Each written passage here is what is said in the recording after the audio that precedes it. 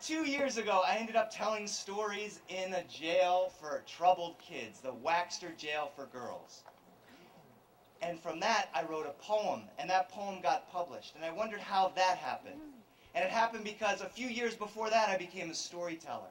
And I wonder how that happened. And that happened because a few years before that, I was in the chorus. And I thought about that listening to the Glee Club this morning.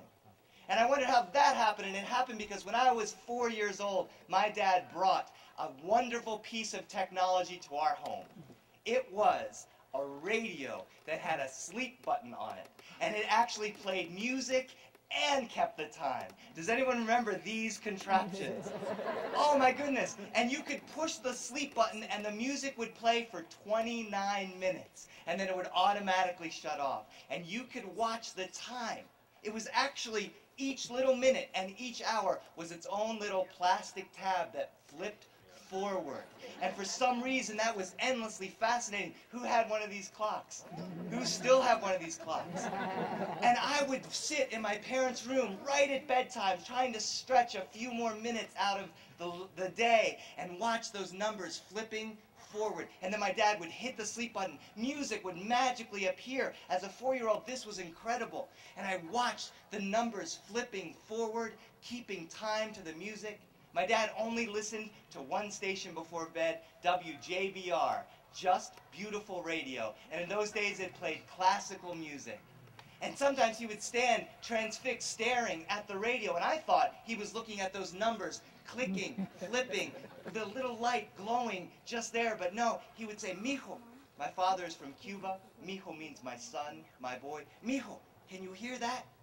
I'd say, "Yeah, Pa, the clicking, I can hear it." "No, mijo, the violin over the clarinets." I strained. He said, "Now, can you hear the drums underneath?"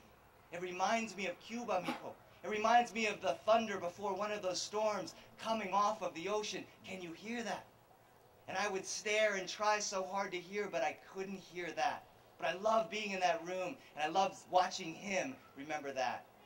A few years later, he got an even more advanced radio, which went from 0 to 59 minutes. And it wasn't the click-click, it was the green glowing numbers. Who has one of these clocks? Like little green fireflies. And to me, that clock wasn't as exciting. I couldn't see time flipping forward. I wasn't sure that time was moving with that clock. But my dad gave me that other clock.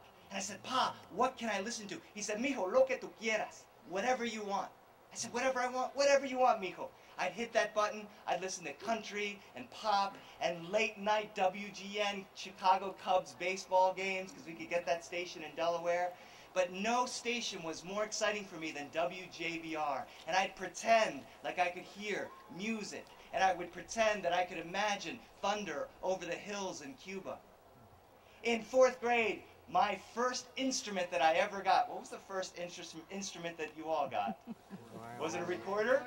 Who got a recorder for your first instrument? Miss DeHart, appropriately named, gave us 4th grade monsters little plastic whistles that if you blew into them super hard, made this shrill, shrieking sound that made her right eyebrow quiver. And she was so sweet that we only did it a few times a day. If Mr. McGinnis gave us those things, we would have blown it all the time because nobody liked Mr. McGinnis. But she taught us how to put our fingers on those buttons. And soon we were able to play a halting, yet recognizable version of Mary Had a Little Lamb, except for the G at the end because our fingers were too small to make that long stretch to get that G. What I loved about the recorder was the democracy of it. I loved that nobody's fingers were big enough to get that G. It didn't matter how smart you were, or how far you could kick a kickball, or how many of you had parents who were getting divorced, which was only me at the time. And that recorder and that song helped me get through some of that. And then she played for us the Erie Canal song, sitting at the piano, singing about the Erie Canal. Who knows that song? And we were transfixed by this woman, this gentle woman named Miss DeHart, playing that song. And when she was done, we erupted, "Miss DeHart, what's a canal? Where is it? Can we go there? Can we learn that song? How can you play and sing?" And she said, "If you work really hard, we'll get to do this song and maybe we'll form a 4th grade choir." Nothing seemed better than the 4th grade choir. And for the first time in my life, when that choir happened, I found that I was actually good at something. I had a beautiful boy soprano voice. And she put me into the local choir the local glee club. And then we auditioned for the Philadelphia Boys Choir. Huge thing. I got in. For 4 years, I sang in that voice. Freshman year of high school, the chorus teacher came down to the soccer field. She said, we need some boys because there's nothing but girls in the chorus. I said, I'm in. Sat down at the piano, she started to play, and my boy soprano voice had changed.